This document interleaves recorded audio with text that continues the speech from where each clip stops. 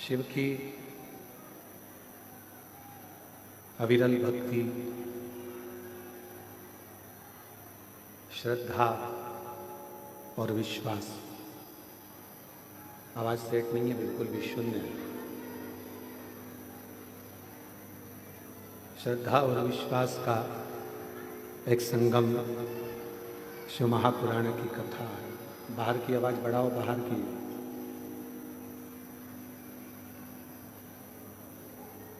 और ये शिव की ही उदारता है, भगवान शंकर की ही कृपा है, शिव की ही करुणा है, जो ये पवित्र पावन शिव महापुराण की कथा। डिले कम कर दो, क्लियर कर दो और थोड़ा सही करो उसको।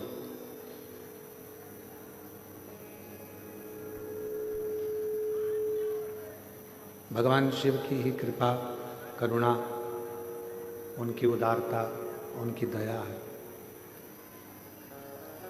जो ये पवित्र पावन शिव महापुराण की कथा आप और हम सब शिव गुरु शिव महापुराण की कथा को श्रवण करने के लिए बैठे।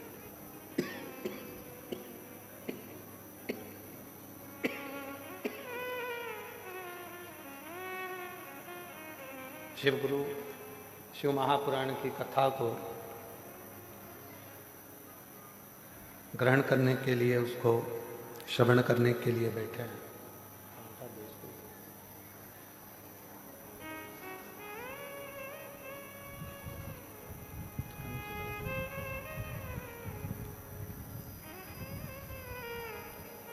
एक अंश मात्र भी शिव महापुराण की कथा यदि हमारी चित्त में, वृत्ति में, मन में बैठती है तो स्वयं तुमरुका जी चंचुला देवी से कहते हैं कि इस कथा का जो तत्व है, इस कथा का जो रस तत्व है, वह हमारे जीवन को सार्थक कर देता है।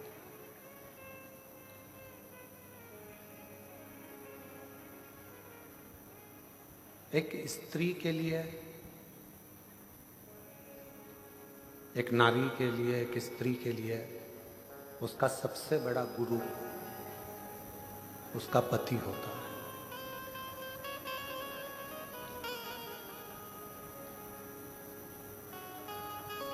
अगर कोई तुमसे पूछे कि एक स्त्री का, एक नारी का सबसे बड़ा गुरु कौन होगा, तो वो उसका पति होगा।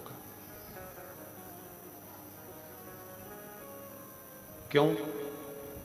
क्योंकि वो उसकी रक्षा भी करता है, समय समय पर उसको उपदेश भी देता है, समय समय पर समझाने का कार्य भी करता है।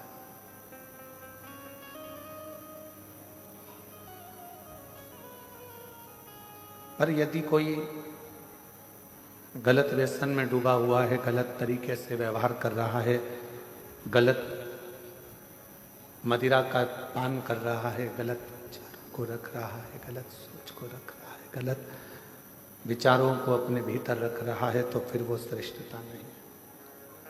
फिर वो केवल एक पति हो सकता है, फिर वो गुरु नहीं होगा।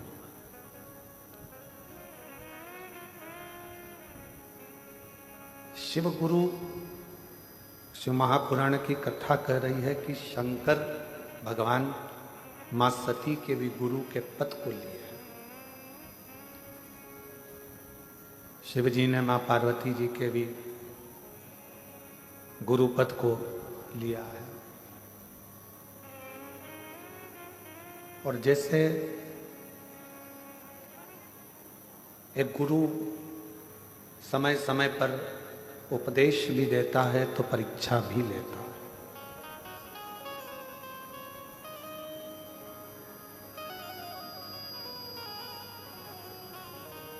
आज की दुनिया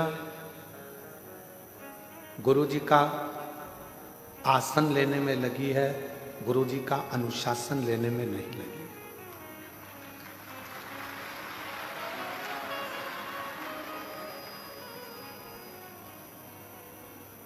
आज के जमाने में यह सोचा जाता है कि गुरु का आसन कब खाली हो, गुरुजी ऊपर जाएं और हम आसन पर बैठ जाएं।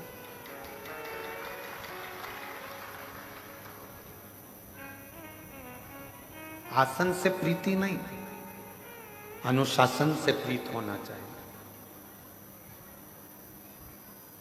यदि गुरुजी के बतलाए हुए अनुशासन पर आप चल रहे हो, गुरुजी ने कह दिया कि ऐसा मत करो, मत करो। गुरुजी ने बोल दिया ऐसा करो, करो।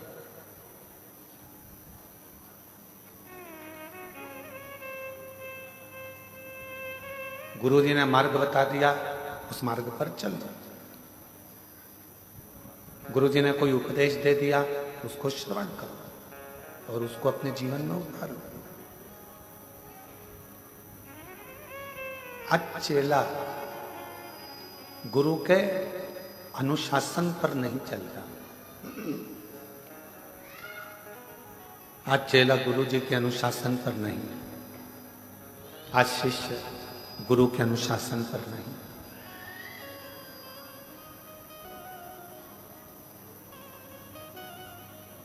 आसन जब गुरु चला जाएगा, गुरु जब देह तो त्याग देगा, देह का त्याग कर देगा, तो आसन तो किसी को भी मिल जाएगा।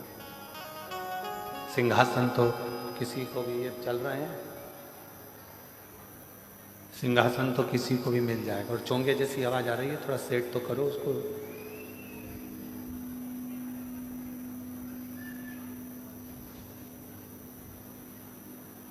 आसन किसी को भी मिल सकता है, किसी को भी प्राप्त हो सकता है, पर गुरु के बतलाए हुए अनुशासन पर, बेस कम करो, गुरु के बतलाए हुए अनुशासन पर जब हम चलते हैं तो ये निश्चित है, केवल गुरु का आसन ही नहीं, कहीं ना कहीं भगवान सदगुरु की कृपा हो जाती है और ऐसा सिंहासन मिल जाता है कि फिर आसन की कोई कामना ही नहीं।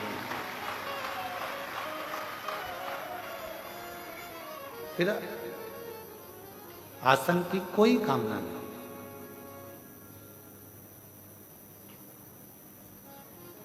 और फिर निवेदन करेंगे, शिव महापुराण की कथा कहती है कि पार्वती जी को भगवान शंकर ने एक गुरु बनकर अमरनाथ की गुफा में बैठकर ज्ञान उपदेश दिया। मां सती को शिवजी ने जब कुंभज बाबा के यहां से कथा श्रवण कर आ रहे थे, तो कथा सुनकर आते समय बीच में रुककर ज्ञान उपदेश दिया है। एक श्रेष्ठ पति का सबसे बड़ा लक्षण ही यह है कि उसको कभी ना कभी एक समय ऐसा लेना चाहिए जिसमें वो अपना गुरु पद निभा सके।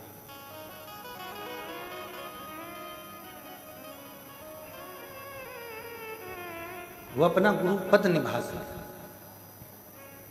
और यहां तक कहेंगे,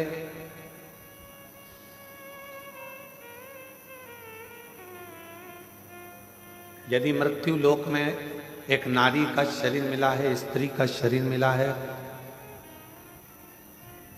पीछे के चुंगे होन खोलो भाई, पीछे के, अगर नारी का शरीर मिला है, स्त्री का शरीर मिला है, तो इतना जरूर कहेंगे कि नारी के शरीर में अगर ये शरीर आपको स्त्री का मिला है, तो नारी के शरीर में एक घर की सास के, घर के बुजुर्ग के और एक पति के चरण छूना चाहिए। बाकी के जगत में कोई भी हो, किसी के नहीं छूना चाहिए। कोई अच्छा विद्वान संत होगा, विद्वान गुरु होगा, तो अपने चरण कभी नहीं छूने देगा।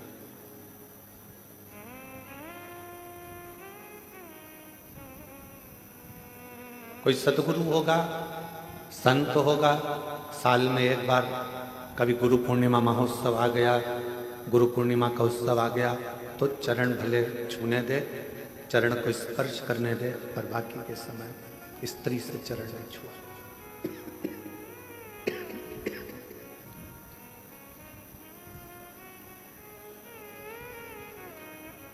पति को गुरु मानना,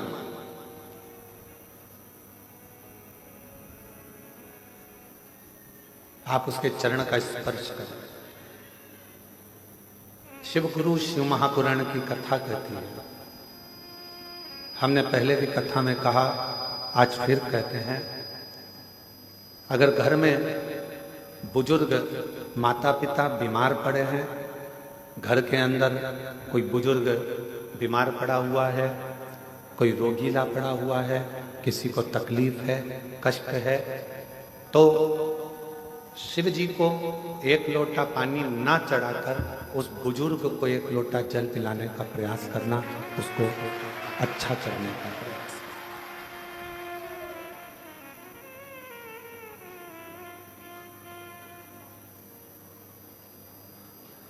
आज के जमाने में सबसे बड़ी परेशानी एक ही है कि लोग जगत के गुरुओं के पास तो जाते हैं, पर घर में बैठे हुए माता पिता रूपी गुरु का सम्मान नहीं कर पाते। और माता गर्भ में भी जो ज्ञान दे, गर्भ से निकलने के बाद भी जो ज्ञान उपदेश दे, उलझनों से निकालते निकालते तुम्हें अपनी मंजिल तक पहुंचा दे, वो जगत की एक माँ होती है। एक माँ, एक पिता उलझनों से निकालता हुआ तुम्हें सतमार्ग पर लेकर चला जाता है।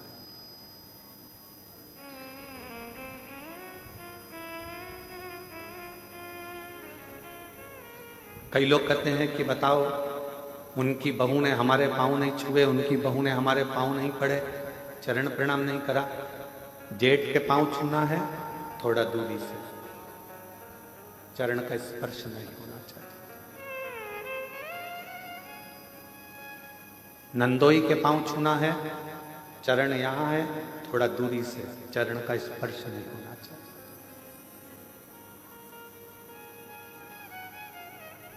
इस कार्य में मैं राजपूतानाओं को, राजपूतों की घर की बहुओं को बहुत बहुत साधुवाद देना चाहूंगा। इस कार्य को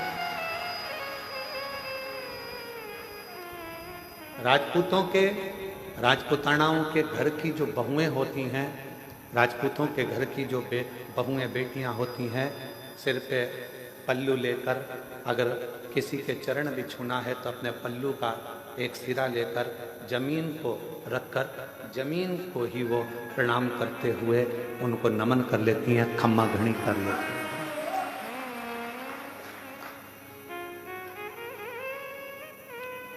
उन्होंने जमीन को हाथ लगाया, खम्मा घड़ी करा, प्रणाम करा, नमन करा।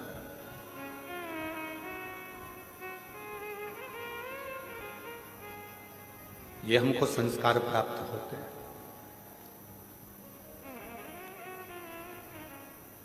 कितना भी विद्वान कोई पुरुष क्यों ना हो, कोई संत, साधु, सन्यासी, तपस्वी, साधक, उपासक, कितना भी विद्वान क्यों ना हो, उसको भी प्रणाम करना है तो थोड़ा दूरी से, चरण का स्पर्श नहीं होना चाहिए। एक पति, दूसरा परमेश्वर, उसका चरण का स्पर्श तुम कर सकते। चरणों को छुओ, पर किसके?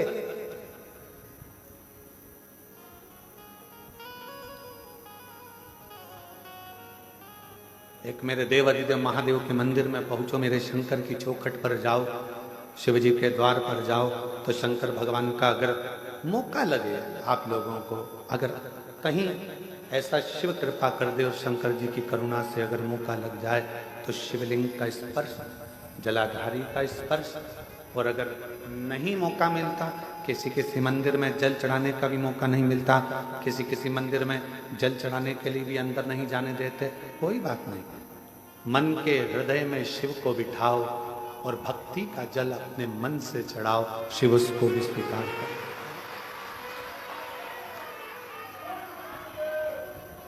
भक्ति का जल हृदय से शिव स्वीकार करते हैं। और यदि भक्ति नहीं है तो फिर वो तुम्हारा जल चढ़ाना व्यर्थ है। और कितना सुंदर शिव महापुराण की कथा कहती है कि नियत, नीति और नियम, ये तीन चीजें हैं। एक है तुम्हारी नियत, दूसरे नंबर पर है नियम, और तीसरे नंबर पर है नीति।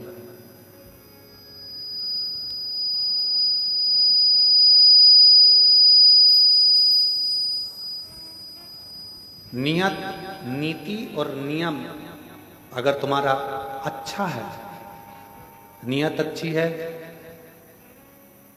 तुम्हारी नियत ऐसी नहीं है कि इससे काम निकाला बाद में लात मार दी, काम निकाला और बाद में धक्का दे दिया। अगर तुम्हारी नियत और तुम्हारी नीति, मतलब नीति से मतलब है कि तुम विचार कर कर बैठे हो कि मैं खुद भी गलत नहीं करूंगा और दूसरे को भी गलत नहीं करने दूंगा, तो ये तुम्हारी नीति श्रेष्ठ है। एक नियत को श्रेष्ठ रखिए, दूसरा नीति को श्रेष्ठ रखिए, और तीसरा नियम। अपने जीवन में एक नियम अवश्य, मुझे शंकर जी के मंदिर जाना है, एक लोटा जल चढ़ाना है, भगवान शिव के मंदिर जाना है, शिव की आराधना करना है, शिव की अर्चना करना है, शिव की चाकरी करना है, ये तुम्हारा नियम। भला हो बुरा हो जैसा भी हो, मेरा पति तो मेरा देवता है। तुमने नियम बना लिया कि मैं अपने पति के रोज चरण छूंगी, मैं अपने घर के बुजुर्ग का, घर के बड़ों का रोज चरण छूंगी। कोई एक नियम, पक्षी को दाना देने से लेकर चींटी को थोड़ा सा अन्न का भाग देना, पक्षी को दाना देना, मछली को दाना देना, गौ माता को रोटी देना, कुत्ता की रोटी निकालना, या अपने दरवाजे पर आए हुए अतिथि का सत्कार करना।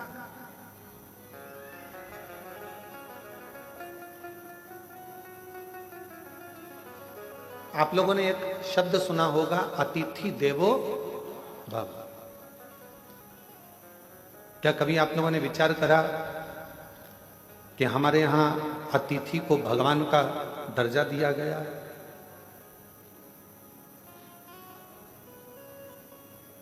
क्यों दिया गया?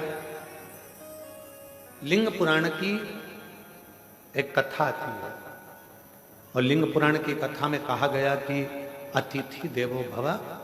एक सुदर्शन नाम के मुनि हुए, ग्रस्त थे,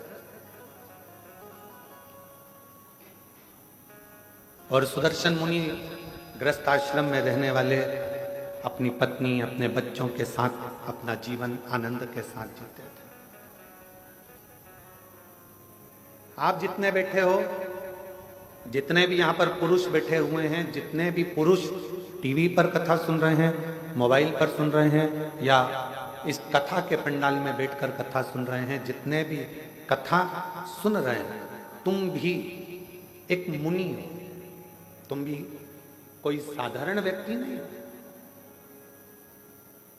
घर में रहने वाला भी एक संत होता है, घर में रहने वाला भी एक मुनि होता है, घर में रहने वाला भी एक ऋषि होता है, इसलिए उसको ग्रस्त मुनि कहा गया है, ग्रस्त ऋषि कहा गया है, ग्रस्त संत। एक ग्रस्त संत। ये जितने पुरुष बैठे हैं अपनी अपनी धर्म पत्नियों के साथ में, या अन्य आए हुए बांधव जितने भी बैठे हुए हैं, जितने पुरुषगण बैठे हैं, आप सब संत हो, ग्रस्त संत, ग्रस्त साधु, ग्रस्त सन्यासी, ग्रस्त तपस्वी।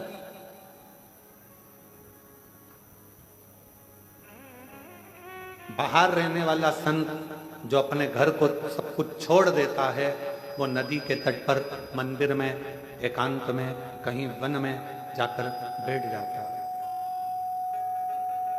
वो एकांत में बैठ गया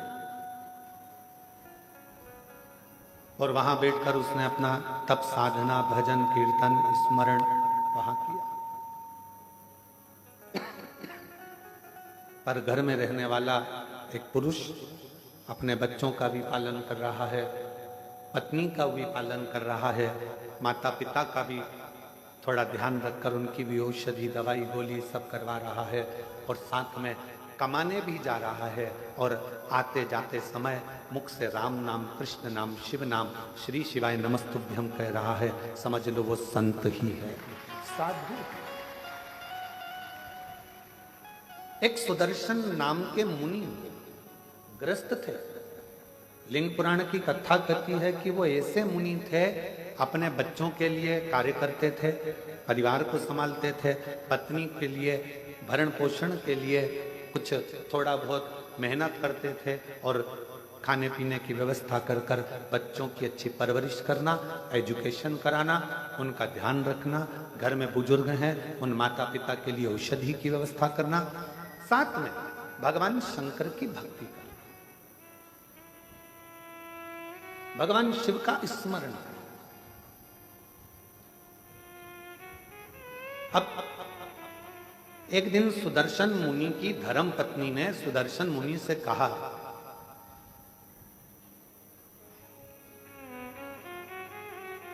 कि मैं बच्चों में व्यस्त रहती हूं, बच्चों की परवरिश में व्यस्त रहती हूं, मैं भगवान के मंदिर नहीं जा पाती हूं, भगवान का भजन नहीं कर पाती हूं, कोई सरल सा तरीका बता दो जिससे मुझे शिव मिल जाए, शंकर भगवान का दर्शन हो जाए, इसका कोई सरल तरीका मुझे।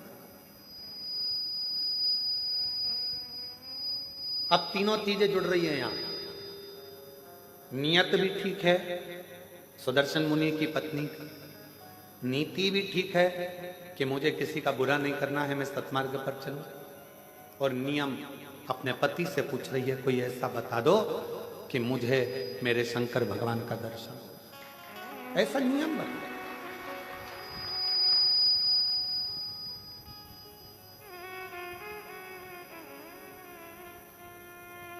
कोई ऐसा उपाय हो आपके पास में जिससे शंकर भगवान का मुझे दर्शन हो, वो उपाय बता। सुदर्शन मुनि ने कहा कि तुझे बच्चों से फुर्सत नहीं मिलती, दिन रात तू व्यस्त रहती है, भोजन बनाती है, माता पिता को खिलाती है, परिवार में रहती है, बच्चों की परवरिश करती है, थक जाती है, तुझे मैं क्या उपाय बताऊं।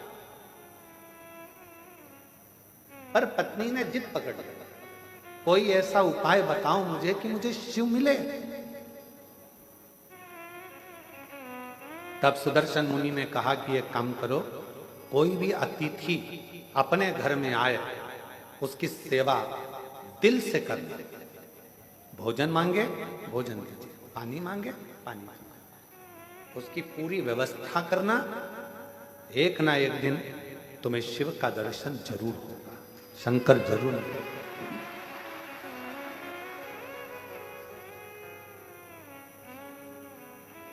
मेरे बच्चे,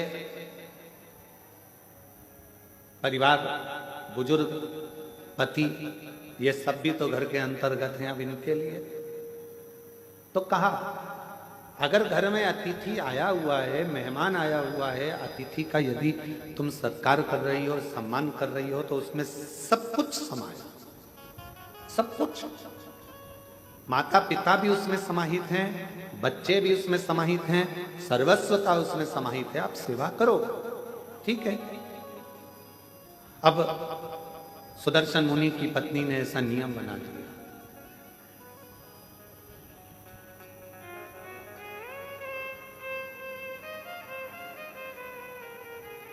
सुदर्शन मुनि की पत्नी ने ऐसा नियम बना लिया कि अब घर में कोई भी अतिथि आए उसका सम्मान करती है, उसका आदर करती है, उसका सत्कार करती है।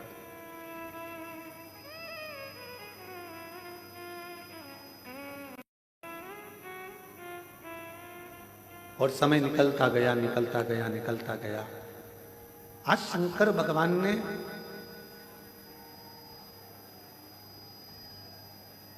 एलईडी बंद है क्या कि आवाज नहीं आ रही है?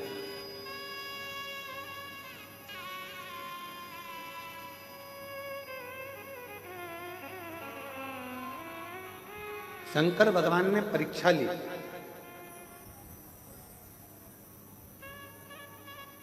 और सुदर्शन मुनि की परीक्षा लेने के लिए शिव जी अपनी धर्म पत्नी को बोल कर गए पार्वती जी को कि आज मैं एक गृहस्थ संत की पत्नी की परीक्षा लेने के लिए जा रहा हूं।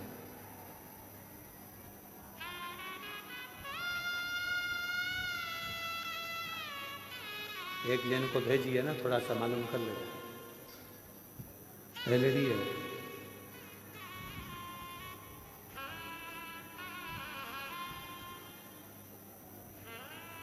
आज मैं जाकर एक गृहस्थ मुनि की, एक गृहस्थ संत की पत्नी की परीक्षा लेकर आ गया। और भगवान शंकर जाने लगे तो पार्वती जी ने उनको रोका। आप जा तो रहे हो,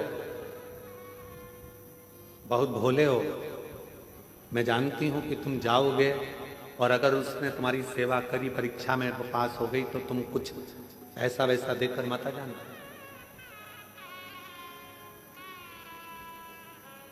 तुम कुछ ऐसा वैसा देकर मत आ जाना।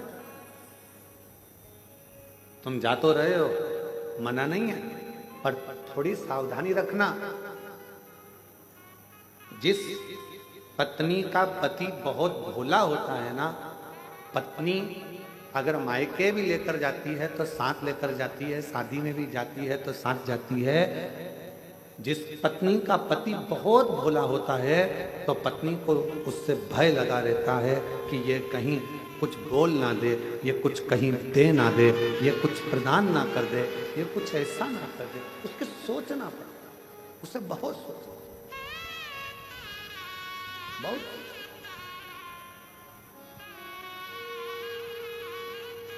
और शंभु शरणे मांगू घड़ी रे दुख काटो, दया करी न दर्शन हो।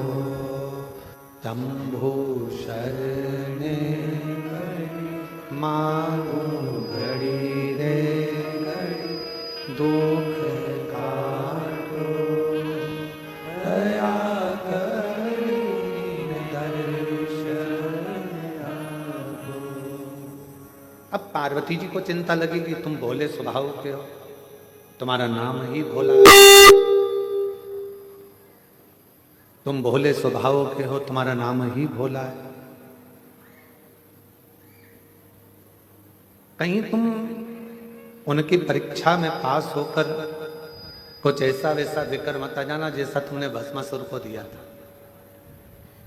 एक कंगन भस्मासुर ने तुमसे मांग लिया था और तुमने अपने हाथ का कंगन निकाल कर उसको दे दिया था और कहा कि इसको पहन ले, जिस पे हाथ रखेगा वो भस्म हो जाएगा।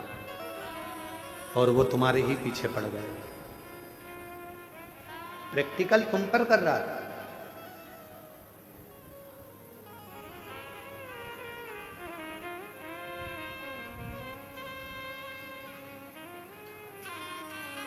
आज के समय में उपदेश देना बहुत सरल है। गूगल पर सर्च करना, यूट्यूब पर निकालना, ढेर सारे मोटिवेशन स्पीच देने वाले मिल जाएंगे।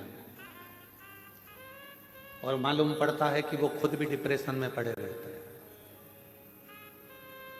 आज के समय में उपदेश देना सरल है, पर उस उपदेश को अपने ऊपर धारण करना दुनिया का सबसे कठिन काम।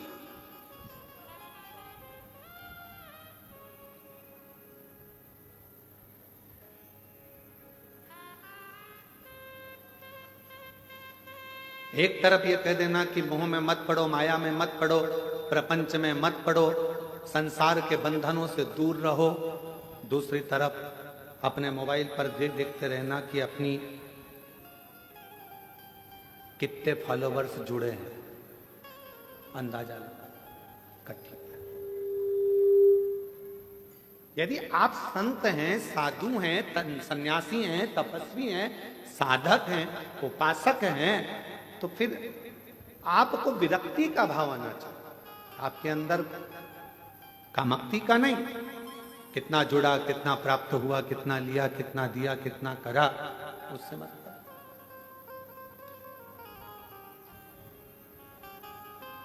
और आप सबको आज बड़ी प्रसन्नता होती होगी देखकर कि कुबेरेश्वर धाम पर आने वाले सभी भक्तों ने पहले पूर्व में देखा होगा, छोटी सी जगह थी, छोटी सी जगह से उसको धीरे धीरे बड़ा करते करते करते करते धर्मशाला, हॉस्पिटल, अब धीरे से बच्चों के लिए, उनकी निःशुल्क शिक्षा के लिए, उनकी पढ़ाई के लिए गुरुकुल की तैयारी भी चालू हो गई है। गौशाला के बाद में पास में नंदीशाला की, जो गाय के बछड़े होते हैं, बैल, उनको लोग काटने के लिए भेज देते हैं, तो उन बैलों की रक्षा के लिए नंदीशाला की व्यवस्था।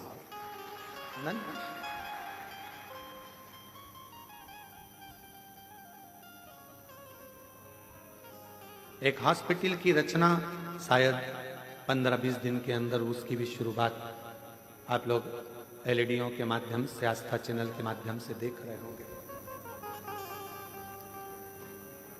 जो यात्री आते हैं उनको कोई तकलीफ ना हो, उनको कोई कष्ट ना हो, उनका निःशुल्क सारा इलाज हो सके, उनके लिए हॉस्पिटल की रचना करिए। भोजनशाला आप देखते होंगे निरंतर रोज, अभी तो आप लोग लाखों की संख्या में आए हो तो बड़ा भोजनशाला चल रहा है, नहीं तो निरंतर 35 से 40 हजार यात्री शिव भक्त रोज सुबह 10 बजे से लेकर शाम को 4 बजे तक भोजन ग्रहण करते हैं लगातार। फिर शाम को बाबा की आरती होकर खिचड़ी प्रसाद ग्रहण करते हैं। अभी यह कथा बाबा के इस पावन ग्राउंड में हो रही है, प्रांगण में हो रही है। यह पूरा प्रांगण तो आप लोगों की पार्किंग आदि की व्यवस्था के लिए है। इसी के ठीक पीछे जहां कथा होती थी वहां बहुत बड़ा एक इस टेंट का नहीं, बड़ा लोहे का एक शेड बन रहा है जिसमें लाखों भक्त एक साथ बैठकर आराम से कथा सुनते। आप लोगों को पानी ना लगे, गर्मी ना लगे, उसकी व्यवस्था करते हुए 6 से 7 महीने में वो तैयार हो जाए।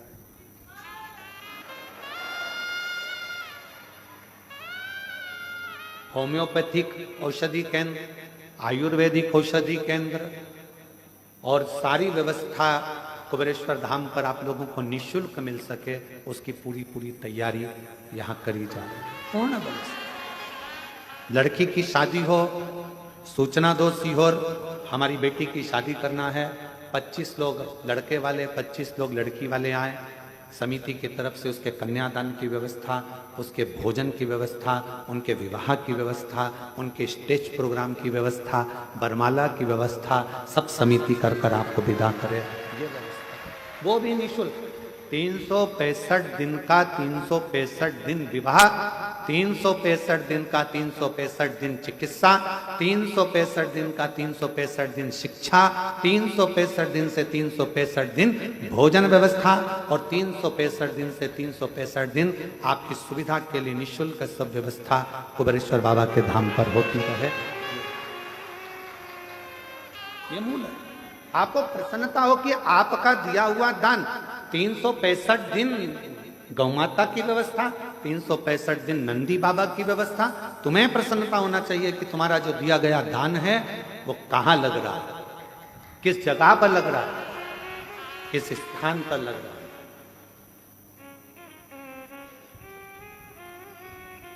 और तो और जो बच्चे पढ़ने में होशियार हैं और फीस जमा नहीं कर पाते तो उनके फीस की व्यवस्था भी विठलेश सेवा समिति पूरे भारत में कर रही है, केवल मध्य प्रदेश नहीं, पूरा भारत। कोई भी प्रदेश होता है, सूचना मिलती है, उसकी व्यवस्था करी जाए। शिव है तेरा तुझको अर्पण, तेरा है तुझे समर्पण। हमारी माता ने तो हमको जन्म दिया था तो हमारे पास में बिछाने के लिए हमारी माँ के पास में गोदड़ी भी नहीं थी। तुलसी के क्यारे के नीचे जन्म हुआ था और तुलसी के क्यारे के नीचे जन्म हुआ था। हमारी माता का हाथ पकड़कर खींचकर हमारी ताई लेकर कक्ष में गई।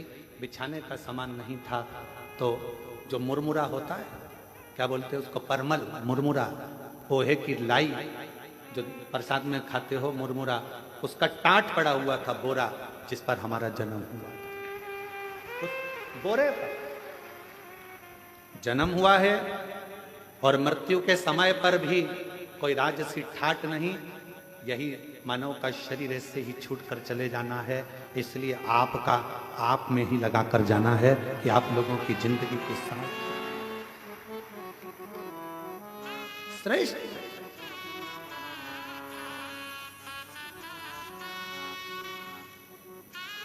चलाने को विठले सेवा समिति तो रेलवे स्टेशन से कुबेरेश्वर धाम तक बसें भी निःशुल्क चला देते, पर गरीब ऑटो वालों का पेट कैसे भराएगा, उनका भोजन कैसे रह पाएगा, उसका ध्यान रखा, उनका भरण पोषण कैसे हो।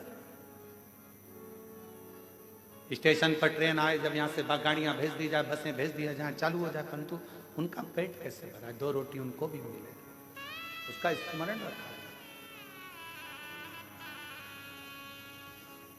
शिव भक्ति को धारण करो,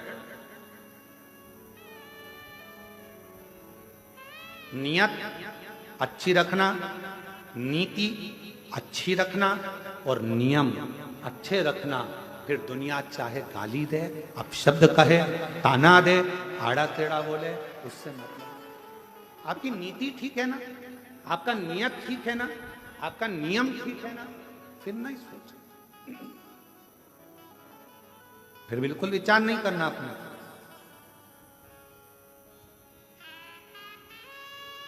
हमारे सीहोर के कई हॉस्पिटल हैं जिसमें वेंटिलेटर तक नहीं है, पर कुबेरेश्वर धाम का जो हॉस्पिटल बना है उसमें ढेरों सारे वेंटिलेटर तक लगाए गए हैं, जिससे किसी को दिक्कत ना हो, किसी को तकलीफ, किसी को कष्ट ना हो।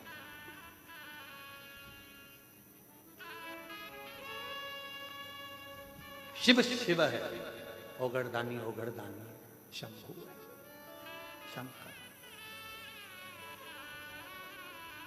और कितनी बड़ी कृपा मेरे कुबेर भंडारी की होगी कि एक रसीद कट्टे की एक बुक लेकर आज तक समिति का कोई कार्यकर्ता ना कभी सीहोर गया और ना किसी के गांव गया कि तुम दान देना। समिति के कार्यकर्ता केवल कुबेरेश्वर धाम पर आने वालों को और शिव पुराण में आने वाले भक्तों के लिए छूट रहती है। जिसका मन हो दे, ना मन हो कोई बात नहीं, भजन करो, स्मरण करो। सीहोर में कोई नहीं कह सकता कि पंडित प्रदीप मिश्रा के आश्रम से कोई आया और किसी ने एक कटोरी आटा मंगा, चावल मंगा, दाल मंगी या धन मंगा, कोई नहीं। हम तो बाबा के जब वो पाठ कर रहे हैं, सवेरे 8:30-9 बजे पाठ चल रहा है और हमारे ललित महाराज आकर कहते हैं कि दूध की जगह छाछ डल गया, कैन भरकर 100 लीटर छाछ डल चुकी है खीर में, उसमें दूध नहीं था, छाछ थी। अब क्या होगा? तो जब वो छाछ को दूध कर सकता है तो वो दुनिया का सारा भंडार भी भर सकता है। हम उसके आश्रित होकर चलते हैं। कल का जब प्रसंग देखा, वहां जाकर जब केवल बाबा का भाव देखा तो आंख से जल बह रहा था कि तू कितनी करुणा करता है, कितनी कृपा। कब तू दूध का छाछ कर देता है, छाछ का दूध कर देता है, पता ही नहीं पड़ता। ये तेरी कृपा। नहीं तो 2 दिन पहले छाछ तो आज की कड़ी के लिए आई थी, आज जो कड़ी बनना थी छाछ उसके लिए थी, और मालूम पड़ा वो खीर में पड़ गई।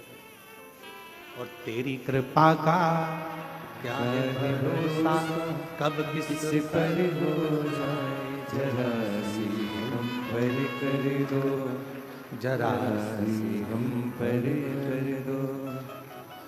जिस पर भी हो गई तेरी करुणा कृपा, भव पार हुआ, भव पार हुआ। पापी हो चाहे जितना, उसका भी बाबा उद्धार हुआ, उद्धार हुआ। गिद्ध अजामिल गणिका जैसे तेरे मन को भा, जरा सी हम पर कर दो, जरा सी हम पर कर दो। तेरी कृपा का क्या है भरोसा कब किस पर हो जाए, जरा सी हम पर कर दो, हो जरा सी हम पर कर दो। अपनी नीति सही रखना, अपनी नीयत सही रखना और अपना नियम सही रखना, फिर दुनिया कुछ भी कहे, आग लगे बस्ती में, अपन रहो मस्ती में। अगर नीति सही है, नियम सही है और नियत सही है, परमात्मा भी साथ देता है, फिर परमात्मा भी साथ देता है। सुदर्शन मुनि की धर्म पत्नी ने कहा कि मैं मुझे नियम तो नियम भेजा, अतिथि देवो, अतिथि का शु मिलेगा इसमें, क्यों? आप कोई भी एक नियम तो पकड़ो, शंकर भगवान को मिलने में देरी नहीं लगे। आप पकड़ो एक नियम, ठीक है, अतिथि सत्कार का नियम पकड़ा, और अतिथि सत्कार का नियम जो पकड़ा, ऐसे नियम में डूब गई कि शंकर भगवान परीक्षा लेने चले तो पार्वती जी ने कहा कि तुम भोले हो, दे मत आना कुछ। और भोला जो होता है ना, उसके साथ भोलेनाथ हर पल होता है, हर पल। कुछ दे मत आना, ठीक है, अब मुझे जाने तो दे। पत्नी ने, माता पार्वती ने प्रसन्न चित्त से अपने पति को भेजा। एक दरिद्र का वेश बनाकर, बड़ा तन पर कपड़े फटे हैं, भिक्षुक का वेश बनाकर आवाज लगाई सुदर्शन मुनि के दरवाजे पर, माता भिक्षाम दे, भूख लगी, कुछ भाग मिले मुझे तो अच्छा है। सुदर्शन मुनि की पत्नी ने दरवाजा खोला। बाबा क्या बात है? भूख लग रही है। बाबा अभी तो मैंने भोजन नहीं बनाया, पर अगर आप थोड़ी देर बैठोगे ना बाबा तो मैं भोजन बना दूंगी। बाबा कहते हैं मैं बैठता हूं, तुम बनाओ। बाहर बैठने लगे बाबा। अंदर सुदर्शन मुनि की पत्नी ने उनको अंदर आसन लगाकर बिठा दिया, द्वार बंद करा, अंदर अतिथि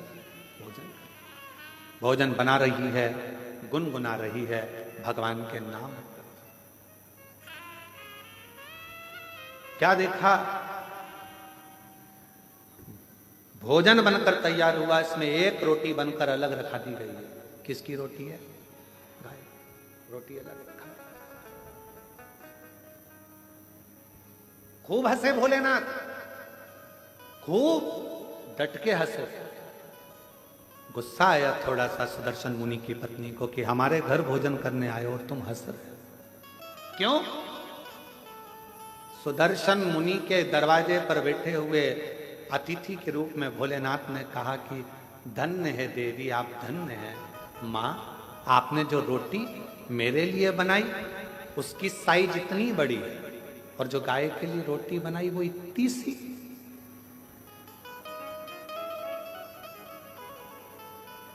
होना तो ये चाहिए, मैं 2 पांव से चलता हूं, गाय 4 पांव से चलती है।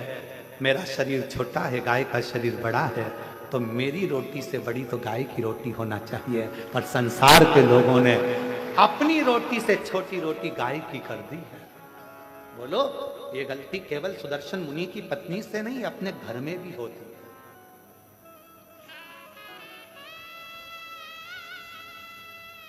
छोटी सी रोटी बना के डाल दी, गाय की है। अरे गाय की है तो जितनी बड़ी रोटी पति खाता है उससे दुगनी बड़ी तो गाय की होना चाहिए। जितनी पतली रोटी तुम पति के लिए बनाती है उससे दुगनी मोटी रोटी गाय की होना चाहिए, क्योंकि उसका शरीर बड़ा है, दिन भर चलती है, दिन भर फिरती है। सुदर्शन मुनि के दरवाजे पर मेरे विश्वनाथ, मेरे शंभु भिक्षुक का रूप रखकर खूब ठाका लगाकर हंसती है। पत्नी ने पूछा कि तुम मेरे घर भोजन करने आए और मुझे देखकर हंस रहा।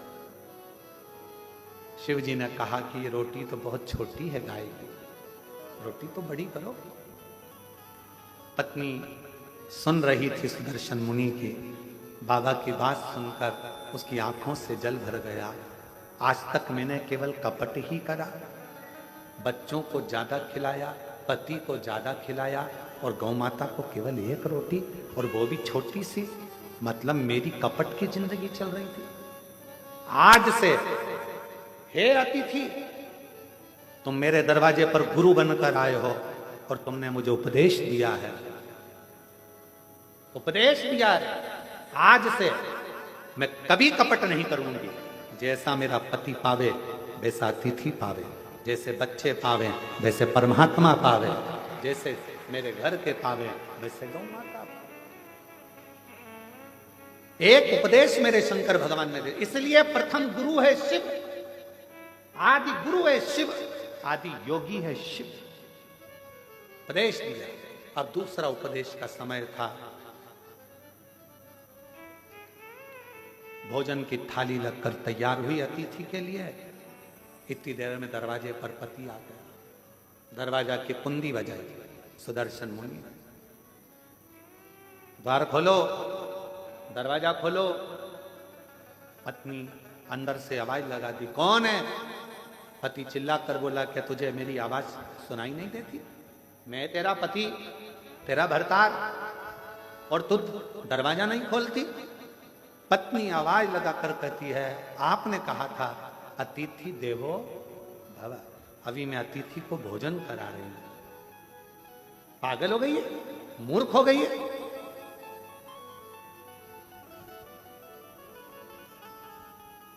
ना जाने किसको घर के अंदर बिठा कर रखा है। कोई चोरी कर कर चले जाएगा। बाहर निकाल उसको, दरवाजा खोल। इतने में पत्नी मुस्कुरा कर बोली, मैंने आपसे पूछा था तो आपने कहा था कि अतिथि तो भगवान का स्वरूप होता है, और मैंने आपको गुरु मानकर आपकी वाणी पर विश्वास कर लिया। अब तो मैं दरवाजा तभी खोलूंगी जब अतिथि का भोजन हो जाएगा, प्रणाम कर लूंगी, वो विदा होगा, तब मैं द्वार खोलूंगी, तब मैं द्वार खोलूंगा। शिव ने पूर्ण परीक्षा ली। आज मेरे शंकर भगवान निकलते ही नहीं घर से बाहर।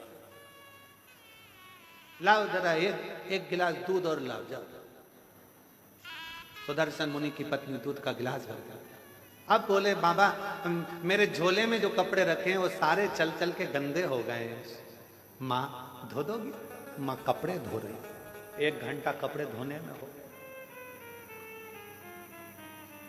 अब बाबा बोले कि मेरे को पानी पीना है, पानी नहीं। फिर थोड़ी देर बाद बोले, खाना ज्यादा हो गया, मेरा मन कर रहा है 1-2 घंटा आराम कर लो। बाबा सो गया। फिर थोड़ी देर बाद बोले, अब मेरा मन हो रहा है जाने का।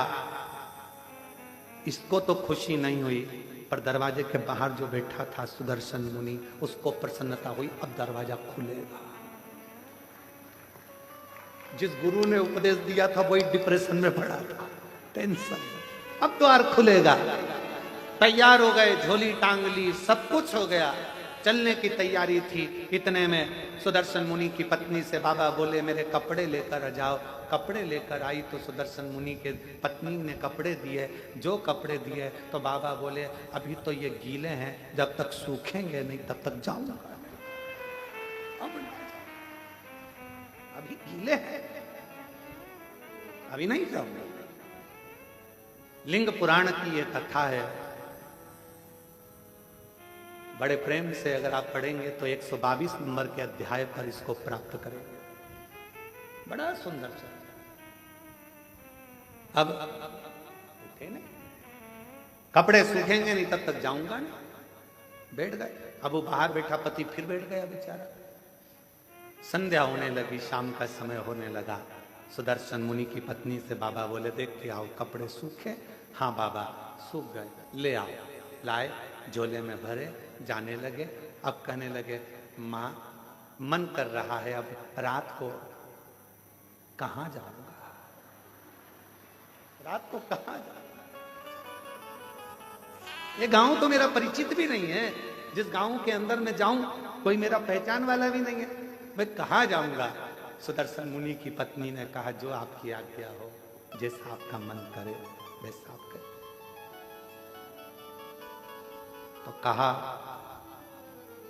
मैं पर पुरुष तुम पर नारी, एक कक्ष में रहना उत्तम नहीं है। मेरा मन है या तो मैं बाहर चले जाऊं या तुम चली जाओ। तो कहा बाबा आप अतिथि हो, आप घर के अंदर रहो, मैं घर के बाहर चली जाती हूँ, मैं घर के बाहर चली जाती हूँ। सुदर्शन मुनि की पत्नी घर के बाहर चली गई। सुदर्शन मुनि अपनी पत्नी से कहे तूने द्वार नहीं खोला, खोला तो था अभी हाल, तो वो अतिथि कहाँ है? का वो तो अंदर है, तू बाहर। हाँ, उसी ने कहा रात्रि का समय है, पर नारी पर पुरुष एक जगह पर ठीक नहीं, भले तुम माँ हो पर स्थान बदला जाए, मुझे बाहर कर दिया। चलो अपन बाहर सो जाते हैं। पत्नी ने अपना बिछोना बिछाया, चैन की नींद सो रही, पर पति जिसने ज्ञान दिया था अतिथि देवो भव, वो टेंशन में रात भर दरवाजे पर ही सोया, कुछ ले नहीं जाए, कुछ ले नहीं जाए। उपदेश देना सरल है, ज्ञान देना सरल है, ये कहना सरल है, मोह मत रखो, माया मत रखो, ये मत करो, वो मत करो, वो मत करो। ज्ञान उपदेश देने वाले ढेर सारे मिलेंगे। 24 घंटे मोबाइल पर देखो, कोई ना कोई उपदेश देता हुआ मिल जाएगा। ये मत कर लेना, एकादशी पर ये दोष मत कर लेना, प्रदोष के दिन ये गलती मत कर लेना, शिवरात्रि पे ये गलती मत कर लेना, सावन का महीना चालू हो रहा है, शंकर जी को ये मत चढ़ा देना, शंकर जी को वो मत चढ़ा देना, शंकर जी की पूजन ऐसे कर लेना, वैसे कर लेना। लोग डराएंगे, धमकाएंगे। सावन भी तुम्हारा है, शिव भी तुम्हारा है, तुम्हारे दिल में आए वैसी पूजन करना छूट है। तुम्हारे दिल में आए वैसे शंकर को भजो, तुम्हारा मन करे वैसे शिव को रिझाओ, तुम्हारा दिल करे वैसे शंकर की आराधना करो। कोई कहे ये मत चढ़ाओ पाप लगेगा, कोई के वो मत चढ़ाओ पाप लगेगा। उसने कहा पाप कहाँ होता है वो बताओ पहले। कहा नरक चले जाओगे। तो कहा तू देख कर आया क्या?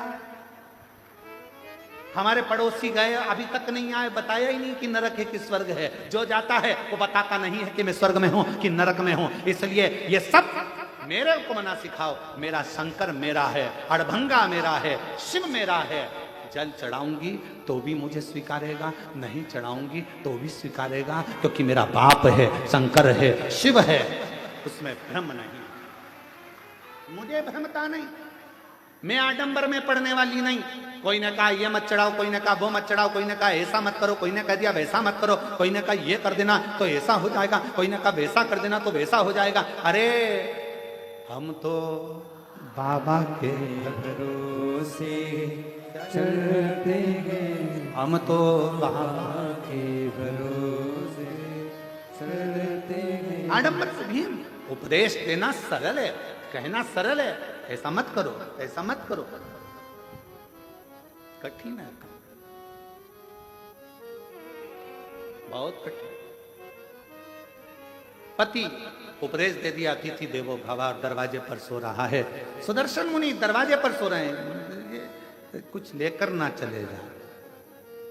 दूसरे दिन सुबह धर्म पत्नी के नेत्र खुले, पति के चरणों को प्रणाम करा, दरवाजा बजाया, अतिथि देवो महादेवो, अतिथि देवो महादेवो, दरवाजा बजाया।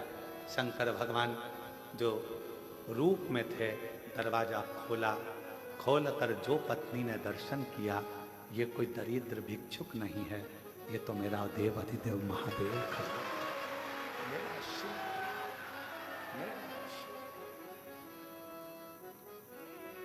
क्या देखा? अंदर झांक कर पत्नी ने देखा पूरा दरवाजा सोने से लदा हुआ था। जिस कक्ष में रात्रि में शिव रुके थे वो पूरा कक्ष हीरे और पन्नों से भरा हुआ था, अंबारियों से लदा पड़ा। पति को जगाने के लिए पत्नी गई, इतनी देर में मेरा देव अधिदेव महादेव चला गया, शंकर गया।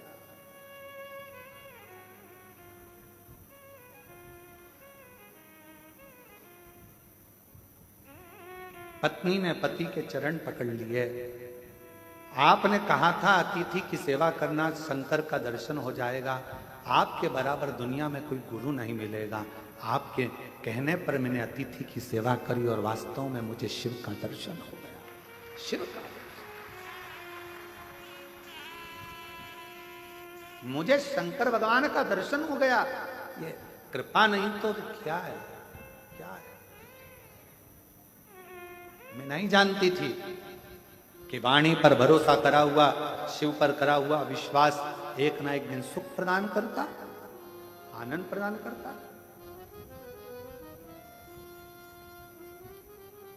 और देख लिया संसार हमने, देख लिया सब मतलब के यार हमने देख लिया। झूठे नाते झूठे रिश्ते, झूठे नाते झूठे रिश्ते, अरे झूठा है संसार हमने देख लिया। सब मतलब के यार हमने देख लिया। अतिथि देवो भव, ये संबोधन गलत नहीं है। ये हमारे लिंग पुराण से, शिव पुराण से, नर्मदा पुराण का ये संबोधन है कि अतिथि देवो भव। अतिथि का सम्मान अगर दिल से करा जाए तो वो शिव का ही एक अंश माना जाए। यहाँ पर काशी वाले चतुर्वेदी जी आज आए हैं। कहाँ? ये काशी में जब कथा थी, हम विदा हो रहे थे, तब इनकी आंख में आंसू भरा हुआ था। इनकी धर्म पत्नी और ये दोनों की आंख में आंसू था। और हमने पूछा, हम जा रहे हैं इसलिए रो रहे हो क्या? तो कहा नहीं, हम इसलिए नहीं रो रहे। तो हमने पूछा फिर रो क्यों रहे हो? कहा इतने सारे शिव भक्त काशी में आए, हो सकता है उनके भोजन की व्यवस्था में कुछ कमी रह गई हो तो आंख में आंसू भर गया हो सकता। साधु का चतुर्वेदी दोनों हो सकता है उनके सेवा में कोई कमी रह गई।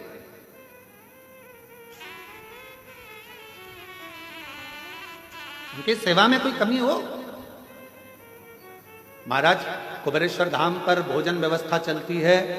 हम हमेशा जब भी कथा कर कर सीहोर आते हैं तो अपने शिव भक्तों से, सेवादारों से एक ही बात करते हैं कि सबको भरपेट भोजन मिले, किसी से ऊंची आवाज में बात ना करें, किसी को अपशब्द ना कहें, किसी को ताना ना दें, किसी को आड़ा टेढ़ा ना बोलें, जो हो वो प्रेम से खिलाओ, पर किसी से कोई शब्द ऊंची आवाज में ना बोला जाए, क्योंकि अतिथि देवो भव भगवान शिव का एक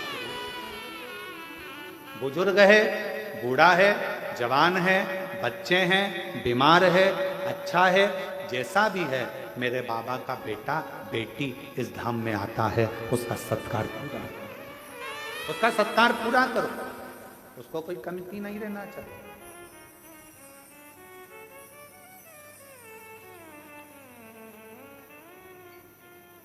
उसको कोई कमती नहीं रहना चाहिए। ये आपके लिए नहीं आए हैं, ये मेरे देव अधिदेव महादेव के लिए आए, मेरे शंकर के लिए। और जिसके लिए आए हैं उनके प्रति तुम्हारा कर्तव्य बनता है कि आप उनको भरपेट भोजन करें। और आपका भी कर्तव्य है, जितने शिव भक्त कुबेरेश्वर धाम पर आते हैं उनसे भी हमारा निवेदन है कि आपका भी एक कर्तव्य है, एक गंदगी मत होने देना। दूसरा, यहाँ आने के बाद में ऊंची आवाज में बात ना करते हुए प्रेम से बोलने का प्रयास करना। तीसरा, भोजन करो तो झूठा मत छोड़ना। चौथा, अपनी थाली अपनी प्लेट स्वयं मांजो, साफ करो और बाबा के भरोसे शिव नाम का जाप करो। यह अपना नियत, नीति और नियम, ये तीन हमारे जीवन में श्रेष्ठता प्रदान करते हैं। अगर आपकी नियत सही है तो आपको दुनिया में कोई पीछे नहीं हटा सकता, आप बढ़ते चले जाओ। आपका नीति सही है, आप जगत कल्याण की बात करते हो, जगत उद्धार की बात करते हो, उसमें कोई आपका कोई विशेष आपके लिए कोई आवक का स्रोत ना सोचा जाए। आप तो केवल नीति के अनुसार कार्य करिए, नियत से, अच्छी नियत से कार्य करिए और नियम से काम करो। जिंदगी की सफलता आपके पास हो, आपके पास हो। अच्छा एक बात बताओ, बहुत लंबा रास्ता है, बहुत लंबा रास्ता है, बहुत ऊंचा रास्ता है, बहुत लंबा रास्ता है। इस रास्ते को काटना है तो सबसे ज्यादा जरूरी चीज क्या है? सबसे ज्यादा जरूरी चीज क्या है? रास्ते को काटना है। रास्ता लंबा है, मंजिल दूर है, ऊंचाइयां बहुत है, तो इस रास्ते को काटने की सबसे जरूरी चीज क्या है?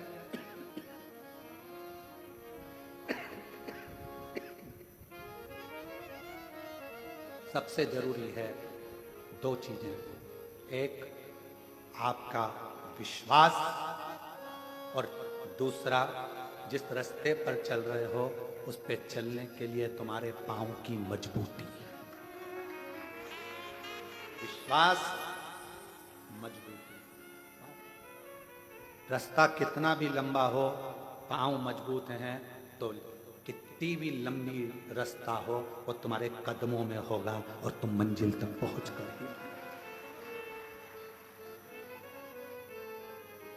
कितना भी लंबा रास्ता हो, कितनी भी लंबी मंजिल बहुत दूर क्यों ना है, मंजिल रास्ता कदमों में होता है अगर विश्वास प्रबल होता, भरोसा प्रबल होता। मेरे भगवान शंकर माता सती के भी गुरु हैं और मेरे भगवान शंकर माता पार्वती के भी गुरु हैं। अब गुरु का एक बहुत बड़ा फर्ज है।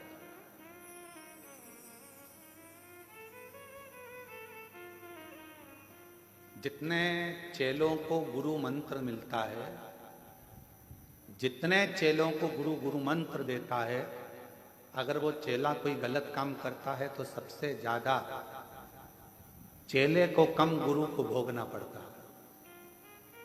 किसको भोगना पड़ता है? गुरु, क्योंकि उसने मंत्र दिया है, उसने जन्म दिया है दूसरा। इसलिए गुरु दीक्षा देने वाला गुरु अपने शिष्य को पहले परखता है। क्यों साहब, कितने साल कथा सुनी, कहां कहां सुनी, किस किस पंडाल में सुनी, सेवा करी, कथा सुनने के लिए गए थे? हाँ, हम बैठे थे पंडाल में, कथा सुनी। मैं 4 साल से टीवी पर सुन रही हूँ। गुरु देख लेता है ये जो शंकर की भजन, ये मेरे से गुरु मंत्र लेने नहीं, शिव का मंत्र लेने के लिए आई है, शिव का मंत्र लेने के लिए आया है।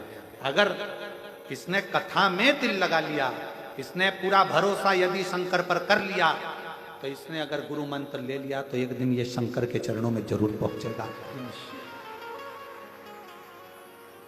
सती ने भी शिव को गुरु माना है और पार्वती जी ने भी शिव को गुरु माना। अब इनके विकार, इनके भीतर जो विकार उत्पन्न हो जाए, मालूम पड़े इनके भीतर थोड़ा क्रोध आ जाए, इनके भीतर थोड़ी अहंता आ जाए, इनके भीतर थोड़ी अभिमत्ता, कितना माता सती के मन में आ गया था ना, मैं दक्ष प्रजापति की बेटी सती,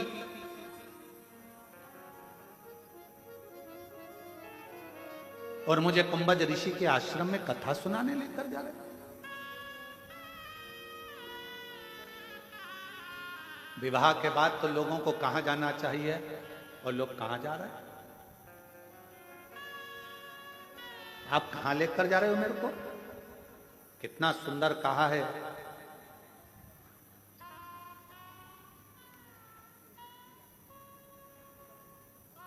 विवाह करने के बाद भी अगर तुम्हारी बुद्धि में ये बैठ जाए कि हमें गुरु के दरवाजे जाना है, कुबेरेश्वर धाम जाना है, भगवान के मंदिर जाना है, उसके बाद फिर कहीं जाने की सोचेंगे, तो समझ लेना कि तुम्हारे बहू और बेटा दोनों सार्थक हैं। साधु का एक स्वभाव सार्थकता है, साधुता है। जैसे कहां जा रहे हैं, कहा हम उज्जैन जा रहे हैं, कहां जा रहे हैं, हम ओमकारेश्वर जा रहे हैं। अच्छा, मतलब मध्य प्रदेश आने वाले हो? हाँ। और तुम्हारे मन में आ गया, अरे भैया मैंने सुना है मध्य प्रदेश में सीहोर जिला है, सीहोर जिले में, सीहोर के पास में 11 किलोमीटर दूर पर, रेलवे स्टेशन से 11 किलोमीटर दूरी पर कुबेरेश्वर बाबा का धाम है, जहाँ का कंकर शंकर के रूप में पूजाता है। मेरा मन है मैं थोड़ी देर वहां भी दर्शन कर जाऊं। ये तुम्हारे भीतर की एक आनंद का, ये तुम्हारे भीतर की एक श्रेष्ठता है कि तुम्हारे अंदर ये उत्साह उत्पन्न हो रहा है कि मैं कुबेरेश्वर धाम जाऊं, कंकर शंकर की भूमि पर जाऊं, शिव धाम जाऊं। और यहां मिलना कुछ नहीं। आप सोचो कि कई लोग कहते हैं हम वृंदावन जा रहे हैं, वृंदावन में बिहारी जी के भी दर्शन होंगे, रंगनाथ जी के भी दर्शन होंगे, यहाँ भी होंगे, वहां भी होंगे, बाबा का गोवर्धननाथ जी बाबा की परिक्रमा भी होगी, यमुना जी का स्नान भी होगा। कोई कहे हम अवध जा रहे हैं, वहां पर मां सरयू जी का दर्शन होगा, स्नान होगा, पूजन होगा, राम जी का दर्शन होगा, कनक बिहारी जी का दर्शन होगा, ये होगा। कोई कहे हम काशी जा रहे हैं, वहां पर विश्वनाथ जी का दर्शन होगा, काल भैरव का दर्शन होगा, महामृत्युंजय भगवान का दर्शन होगा, नर्मदेश्वर भगवान का दर्शन होगा, ओंकार बाबा का दर्शन होगा। सबके मन में भाव, पर अलग से अगर आपके मन में यह भाव उत्पन्न हो रहा है कि हमें कुबेरेश्वर धाम जाना है, तो वहां आसपास में कुछ भी नहीं मिलेगा तो केवल रोड से भी दूर ये बस्तियां जो तुम अब देखते हो ना, होटलें बनी हैं, दुकानें बनी है, या दुकानें, यहां कुछ भी नहीं था, कुछ भी नहीं। और पूछना ये गांव के लोगों से, यहाँ के गांव के आसपास के लोगों से, कुछ भी नहीं था। मां रोड से यहां गौशाला तक आने के लिए लोगों को किसी का इंतजार करना पड़ता था कि कोई आएगा तो उसकी गाड़ी के पीछे गाड़ी ले लेंगे, या फिर कोई आएगा तो उसके साथ में बात करते करते चले जाएंगे। इतना लोगों के अंदर भय रहता था। जंगल, खेत, खलियान पूरा खाली, केवल एक जिस स्थान पर बड़ा शिवलिंग बना हुआ है, वहीं पर एक छोटा सा बाबा का स्थान, और बाबा की अविरल भक्ति, कुछ जिस नाव वाली बिल्डिंग में राम जी बैठे हुए हैं, उसी के नीचे छोटा सा टीन का एक छपरा, जिसमें हम, आप पूछना गांव के लोगों से, वहीं पर पूड़ी बनाते, वहीं पर रोटी बनाते। कोई गांव का व्यक्ति या कोई व्यक्ति वहां से भूखा प्यासा निकलता तो उसको मालूम पड़ता कि यहाँ कुछ मिल जाएगा, बैठता, उसको रोटी बनाकर, टिक्कड़ बनाकर अपना शिव नाम जपना, गायत्री का अनुष्ठान करना, श्री शिवाय नमस्तुभ्यम जपना, और उसको खिला देना, पवा देना, और उसका चलेगा। क्या था? कुछ नहीं। आज पूरा शहर बस गया, पूरा शहर। क्या था? केवल शिव, केवल शंकर। छोटा सा शिव जी का स्थान, उसके सिवाय कुछ नहीं, बस कंकर शंकर, उसका भजन, उसकी भक्ति और उसका नाम।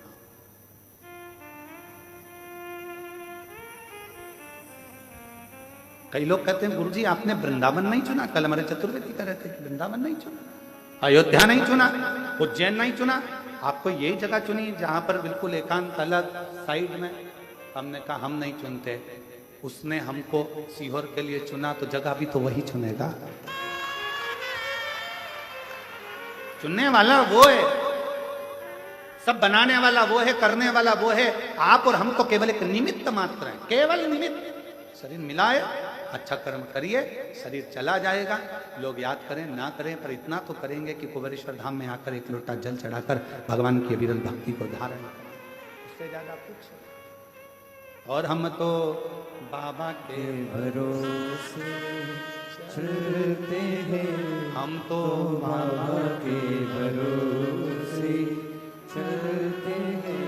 ये दुनिया वाले जलते हैं, ये दुनिया वाले जलते हैं, डमरू वाले के भरोसे चलते हैं, काशी वाले के भरोसे चलते हैं, सीहोर वाले के भरोसे चलते हैं।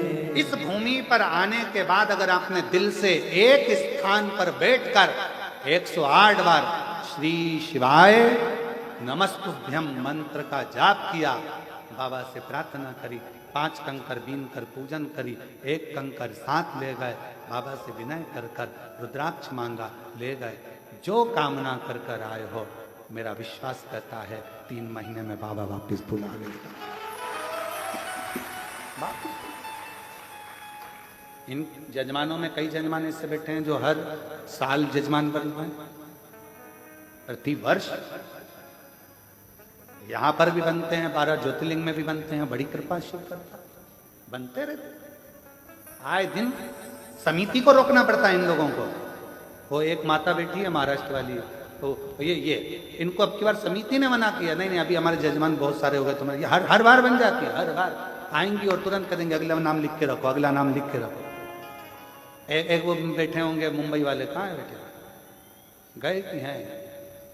हाँ ये बैठे, ये हर साल नाम लिखा कर चले जाते, अगला फिर लिख दो हमारा, फिर लिख दो हमारा, फिर लिख दो। ये ऐसे कई, ये अम्बाला बीटा वाले बैठे हुए हैं, कई लोग बैठे ढेर, फिर लिखवा देंगे, फिर लिखवा देंगे। समिति को मना करना पड़ता है, नहीं अभी रुको, अगली कथा में बनना, अभी दूसरे को मौका मिलने दो, फिर अगले को मिलने दो।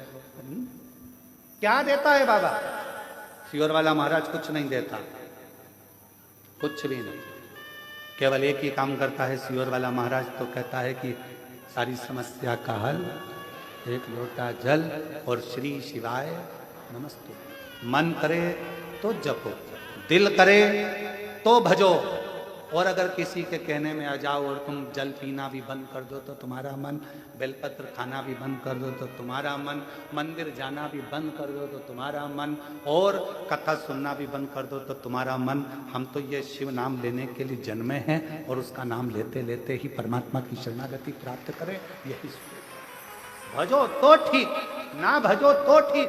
तुम्हारा मन करे कि हाँ मैंने शिव पुराण सुनी है, मेरा दिल करता है मंदिर जाना चाहिए तो जाऊंगा। फिर किसी ने कह दिया ऐसा मत करो, ऐसा करने से पाप लगेगा, हम निपट लेंगे, ऊपर जाकर कितना पाप लगेगा देखेंगे।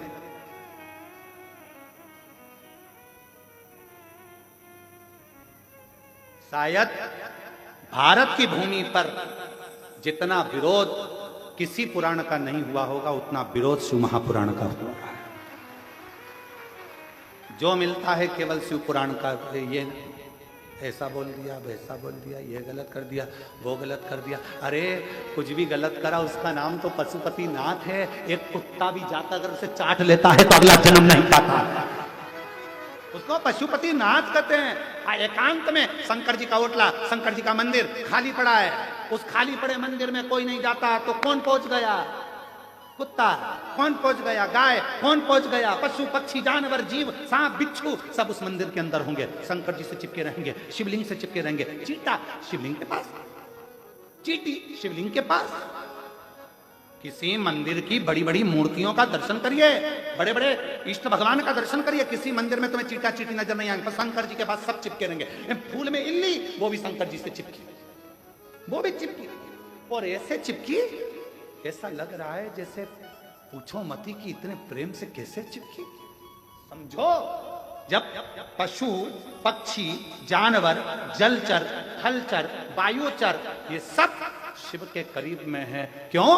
क्योंकि उसका नाम विश्वनाथ है। वो सारे विश्व के वासियों को, चाहे जो भी जीव है, उसको अपना बना लेता है। लोग कहते हैं पाप लगेगा।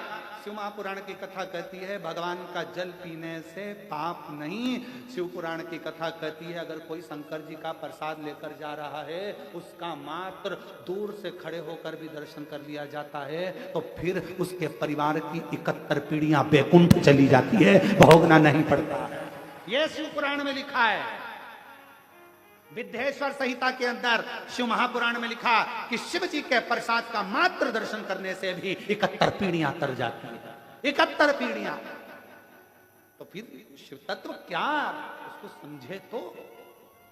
शिव माता पार्वती जी ने शंकर को अपना गुरु माना, और गुरु का फर्ज है विकारों को हर लेना, कष्टों को हर लेना, तकलीफों को हर लेना।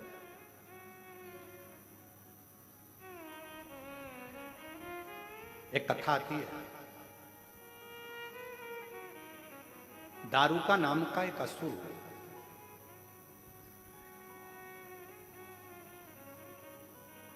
आज कथा में भजन नहीं हुआ, भजन थोड़ी देर से लेते हैं, अब कथा चालू हुई है तो थोड़ा विचार। एक दारूका नाम का असुर, ठीक है, नींद तो नहीं आ रही है ना? हाँ ठीक है, दोनों हाथ उठाकर एक बार हर हर। ठीक है, एक दारूका नाम का असुर, उसने ब्रह्मा जी का तप करा, और ब्रह्मा जी से तप कर कर उसने मांगा कि मेरे प्राण नहीं छोड़ा। अच्छा, जितने भी असुर थे ना, ये सोचते थे कि मैं मरूंगा, पर मरना तो पड़ता था।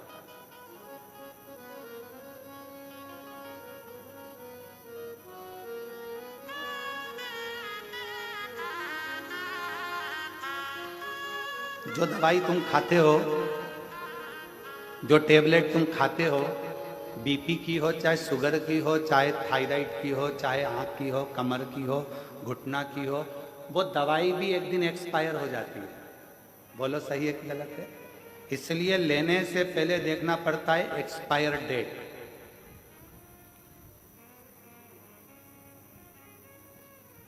हमारे कुबेरेश्वर धाम में कई लोग आते हैं कि साहब हमको बिस्कुट बंटवाना है, कोई कहता है साहब हमको पानी बंटवाना है, कोई कहता है साहब हमको ये चीज़ बंटवाना है। हम कहते हैं बंटवाने से पहले तुम जो बिस्कुट भेजोगे उसकी तारीख का फोटो खींचकर भेजो, उसकी एक्सपायर तारीख कब की है। तो हम धाम पे से बंटने देंगे, मालूम पड़े एक्सपायर हो गई, किसी काम की नहीं रही और तुमने कहा कहाँ दिया तो के धाम पे दिया, मैं इतने लोग आते हैं, बढ़ जाएगा। सीहोर कुबेरेश्वर धाम पर तो किसी के घर में अगर शादी में बूंदी लड्डू भी ज्यादा बन जाते हैं और अगर वो देना भी चाहें तो सीहोर कुबेरेश्वर धाम पर नहीं लिए जाते हैं। क्यों? यहाँ बाबा का धाम है। जो बाबा को भोग लगेगा, जो बाबा की प्रसादी बनेगी, भले रूखी बने, सूखी बने, खिचड़ी बने, जो मेरा कुबेर भंडारी खाएगा पाएगा वही उसका शुभ भक्त पाएगा, उसके सिवा कुबेर भंडारी जो पाएगा वो पाएगा। तो हमारे यहाँ पहले एक्सपायर तारीख देखी जाती है। लाओ जरा बिस्कुट का पुड़ा लाओ, देखो इसमें तारीख क्या लिखी है। हमारे यहाँ विनय छोटे भाई वो पूरी एक्सपायर पहले देखे, लाओ जरा बिस्कुट लाओ, फिर एक्सपायर की तारीख निकालेगा। एक्सपायर ये खोखा बेकार हो गया, इसको भट्टी में डाल दो, चूल्हे में डाल दो, सब्जी बन रही है चूल्हे के अंदर डाल, ये किसी काम का। दवाई एक्सपायर हो जाती है, एक दिन तुम्हें जीवित रखने वाली दवाई भी एक्सपायर हो जाती है। शिव महापुराण की कथा कहती है दवाई एक्सपायर हो उससे पहले उसको खा लो और तुम एक्सपायर हो उससे पहले शिव नाम गा लो, इससे बढ़कर सुख नहीं। भजन करो, स्मरण करो, कीर्तन करो। एक दारुक नाम का असुर हुआ। एक दारुक था, एक दारुका था। दारुका नाम का असुर ब्रह्मा जी से वर मांगा, मैं मरूं ना, मेरे प्राण ना छूटे, मेरे प्राण ना छूटे, मैं मरूं ना। ब्रह्मा जी ने कहा ये तो नहीं हो सकता, देखो भाई मरना तो पड़ेगा। और मेरे जीजा जी और मेरी जीजी जी, मेरी जीजी और मेरे जीजाओं, मेरी बेटियों बेटाओं, मेरी माताओं, मेरे भाई, मेरी बहन, मेरे बांधव, ध्यान रखना शरीर मनुष्य का मिला है। कहते हैं इस मानव शरीर को पाने के लिए तो देवता भी तरसते हैं और इतना अच्छा कीमती शरीर मिला है। इस कीमती शरीर में खूब मेहनत करो और खूब मेहनत के साथ में, परिश्रम के साथ में विश्वास रखकर शिव की आराधना करो। एक ना एक दिन भगवान तुम्हें मंजिल तक पहुंचा दे। कीमती है मानव देह और मानव देह अनमोल रे, माटी में ना रोल रे, अब तो मिला है फिर ना मिलेगा, कभी नहीं कभी नहीं कभी नहीं रे। मनुष्य जन्म अनमोल रे, माटी में ना मोल रे, अब तो मिला है फिर ना मिलेगा, कभी नहीं कभी नहीं कभी नहीं। ये मानव का शरीर मिला बड़ा कीमती है, इसको समझो।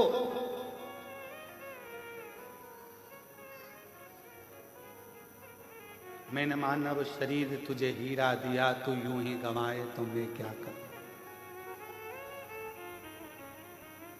प्रभु का नाम मैंने तुझे कीमत वाला दिया, तू ना गाए तो मैं क्या करूं। क्या कर सकता, क्या कर सकता। मिलाए शरीर, करो भजन। दारू का नाम का एक असुर हो गया। दारू का नाम का असुर इतना प्रबल था, इतना प्रबल था, ब्रह्मा जी से वर मांगा कि मैं मरूं ना। ब्रह्मा जी ने कहा मरना तो पड़ेगा तेरे को, निश्चित है, कुछ और मांग ले। उसने कहा तो फिर मुझे वर दे दो कि मैं मरूं तो पुरुष से नहीं मरूं, स्त्री से मरूं, एक स्त्री से। अच्छा, असुरों में भी ज्ञान नहीं होता था, ऐसी बात मांगते स्त्री से मरूं। अब उसको कौन समझाए, पुरुष से ज्यादा भारी पड़ती है, कौन समझाए। ये जब अपनी वाली पे आ जाए जुड़ब मान के, बोल तरी जरा, फिर बोल। अब दारू का कह रहा है कि मैं स्त्री से मरूं। ब्रह्मा जी मुस्कुराने लगे। ब्रह्मा जी को मालूम था तू हल्के में ले रहा है, हल्के में। एक माता जानकी जी माता जानकी जी, माँ जानकी जी लंका में गई, रावण आता था, सीता जी एक घास का तिनका, मात्र एक तिनका माता जानकी जी तोड़कर उस घास के तिनके को माँ जानकी अपने हाथ में ले लेती थी, एक तिनका। और रावण कहता था, ए सीता, जानकी जी से कहता, तिनके को देखती रहती है, मुझे तो देख। रावण का समझ नहीं पाया कि इस घास के तिनके में ऐसा क्या था। रावण को कौन समझाए ये वो घास का तिनका सीता जी हाथ में क्यों लेती है, क्योंकि जब जानकी जी विवाह कर आई थी, कौशल्या मैया ने कहा था घर की बहू मीठा भात बना दे, खीर बना। जानकी जी ने खीर बनाई, ससुर जी के सामने परोसी। सीता जी उधर गई, खिड़की में से हवा चली, एक तिनका खीर में चला गया। सीता जी ने जो देखा, खीर में तिनका पड़ा है। ससुर जी खाएंगे, दशरथ जी कहेंगे कि बहू ने कचरे की खीर दे दी, क्या करूं। खिड़की में से सीता जी ने पल्लू लिया और उस खीर में देखा। जैसे ही खीर में देखना चालू करा, खीर में जो तिनका पड़ा था घास का, वो वहीं पर जल के भस्म हो गया। दशरथ जी ने देख लिया, सीता जी ने खीर में पड़े हुए तिनके को जलाकर भस्म कर दिया मात्र देखने से। दशरथ जी ने बहू की मुंह दिखाई का समय था, बेटी को क्या दूं, तूने मुझे मीठी खीर खिलाई है। बेटा, ससुर का फर्ज है, पहली बार अगर खीर खावे, मीठा भात खावे तो कुछ देना चाहिए। मैं तुझे कुछ नहीं दूंगा, तुझसे लूंगा। पिताजी बोलो क्या चाहिए। सीता, वचन चाहिए। क्या वचन। जैसा तूने आज इस तिनके को देखा, ऐसा घूर कर किसी को मत देखना, किसी को मत। जब जब रावण आता था, सीता जी तिनका ले लेती थी, इसी के चक्कर में बचा है। नहीं तो अभी तक तो निपटा देती तेरे को। 1 मिनट नहीं लगता, बस घूर के देखती और तू निपट जाता। आज भी मेरी जीजियों में वो बल है। जब बेटियां कहती है ना कि उसने मेरे को घूर कर देखा, अगर जीजियों में इतना दमदारी है, एक बार अगर घूर कर देख ले तो किसी के बाप में दम नहीं है कि तुम्हें कोई घूर कर देख ले। बस कोई घूर कर देखा और तूने दमदारी से आंखें नीचे। नहीं तो वीर शिवाजी महाराज की मां जीजाबाई को देखा है, अहिल्याबाई को देखा है, झांसी की रानी को देखा है।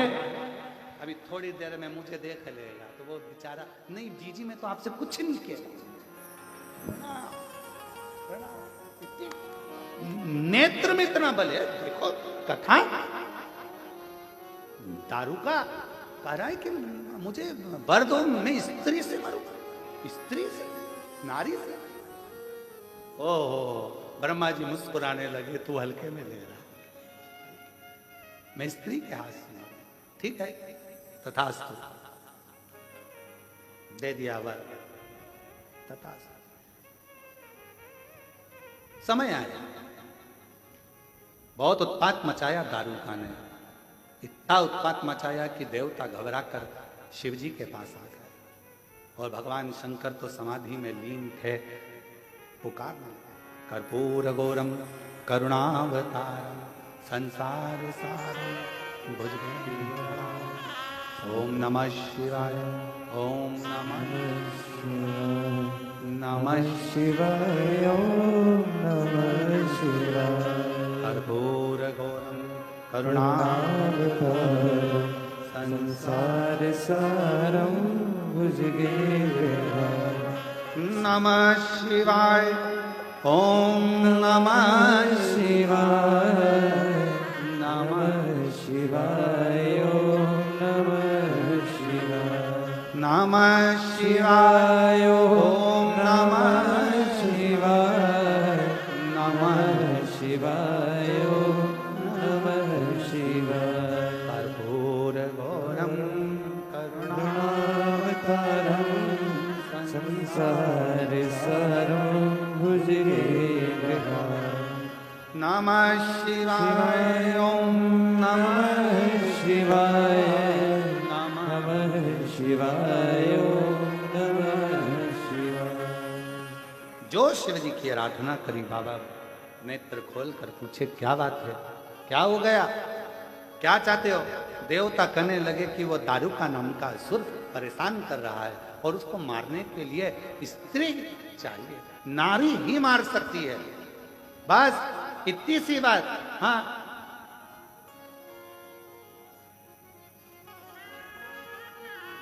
तो कौन मारेगा? लक्ष्मी जी से बोल दो, ना ना ना। ब्रह्माणी, ना ना ना। फिर कौन मारेगा? पार्वती। तो कहा पार्वती जी तो कभी इतनी बात भी नहीं करती है, एकदम मौन रहती है, चुप रहती है, शांत रहती है। और फिर निवेदन है, जो ज़्यादा शांत रहता है, मौन रहता है, चुप रहता है, उसको हल्के में नहीं लेना चाहिए। वो है शांत, है मौन, चुप, पर फिर कभी कभी कभी कभी तेरे भक्त जनों पर माता भीड़ पड़ी है भारी, और दानव दल पर टूट पड़ो मार करके सिंह सवारी, तो सो सिंहों से बलशाली अष्ट भुजाओं वाली, दुखियों के दुख डेली वारी। फिर अपने वाले पे शांत है। अरे ये पार्वती तो बहुत मौन रहती हैं, चुप रहती हैं, शांत रहती हैं, ये क्रोध नहीं कर सकती, इनको नहीं आता। पार्वती मैया का नाम आया, शिव जी ने मना करा। शंकर भगवान जानते थे पार्वती जी का स्वभाव, क्योंकि ये महागौरी है, मां शीतला है, शांत का स्वरूप। पर बाबा से विनती करी तो बाबा ने कहा ठीक है, तुम चाहते हो दारूका मरे, तैयारी करो दारूका के मरने की, मरेगा, सब देखेंगे। शिव जी ने जो विष पिया था, कंठ में विष गया था, पार्वती जी ने नीचे नहीं उतरने दिया था, कंठ में बैठकर पार्वती जी ने विष को रोक लिया था। अंदर नहीं उतरने दूंगी, मेरा पति विष पिए, अंदर नहीं उतरने दूंगी। पार्वती जी ने विष को कंठ में बैठकर रोक लिया। अब शिवजी को लगता था हमेशा कि ये कब तक बैठी रहेगी, इसको निकालना तो पड़ेगा, एक बार प्रकट तो करना पड़ेगा। हर हर। और भगवान देवाधिदेव महादेव, मेरे विश्वनाथ भगवान ने, मेरे कुबेरेश्वर बाबा ने, मेरे महाकाल राजा ने पार्वती जी को निमंत्रण दिया। पार्वती कब तक कंठ में बैठी रहेगी, विष है, जहर है, तुझे भी तकलीफ होगी, बाहर निकल, प्रकट हो। निकलती नहीं, मां आती नहीं आई।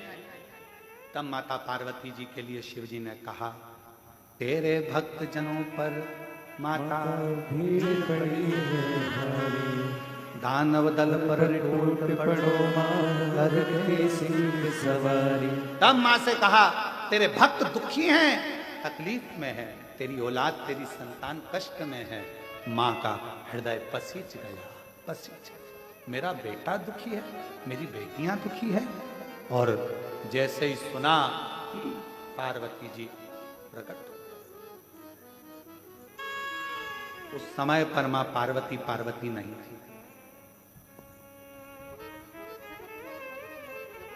पार्वती माता नहीं थी। विष का तपन पार्वती जी के शरीर में समा गया था, उनका शरीर नीला पड़ गया था, पूरा काला दिखने लगा था, भयंकर आंखें हो गई थी, बाल खुल चुके थे, शरीर पूरा काला। जैसे ही प्रकट हुई, शिवजी के मुख से निकल गया काली, कालका, महाकाली। जो देखा, भयंकर रूप देखकर भगवान देवाधिदेव महादेव भी थकित रह गए, बैठे थे खड़े हो गए। कालका का रूप, काली का रूप। पार्वती जी ने कालका बनकर, काली बनकर पूछा, बोलो विश्वनाथ, इसका संहार करना है। काली चली। एक दारू का है, राक्षस असुर है, परेशान, सबको कर रखा, मार दे। कालका गई। एक तो विष की तपन, ऊपर से शिव की शक्ति, तीसरा शिव जी ने कह दिया काली, हमेशा कहते थे गोरी, आज कह दिया काली।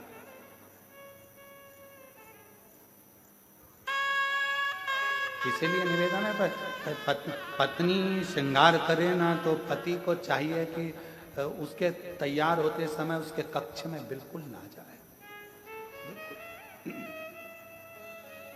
तू हो ले तैयार। पति तैयार होकर अपनी गाड़ी में बैठे, हारन बजाए, चल टाइम हो गया, चल चल, और ज्यादा भी हारन मत बजाए,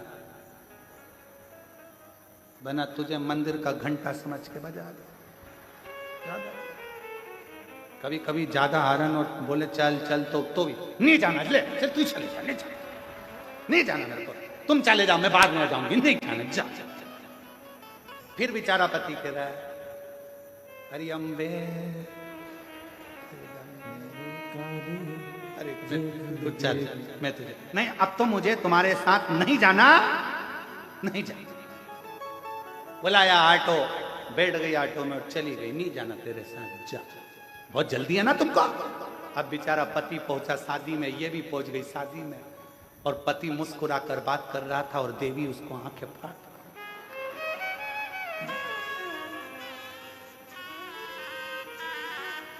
और अब आते समय पति ने पूछा भी नहीं कि चलेगी क्या, तो क्या तुम्हारे साथ चलूंगा।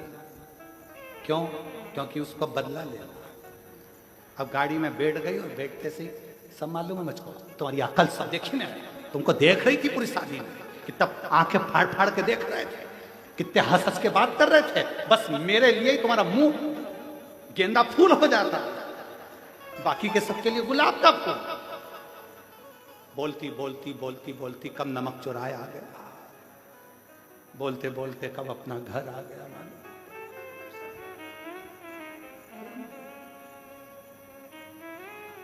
एक तो असुर का संहार, विष के कारण प्रागट, दूसरा शिव ने कह दिया काली, टूट पड़ी भवानी और गई, दारुका का संहार कर कर आ गई।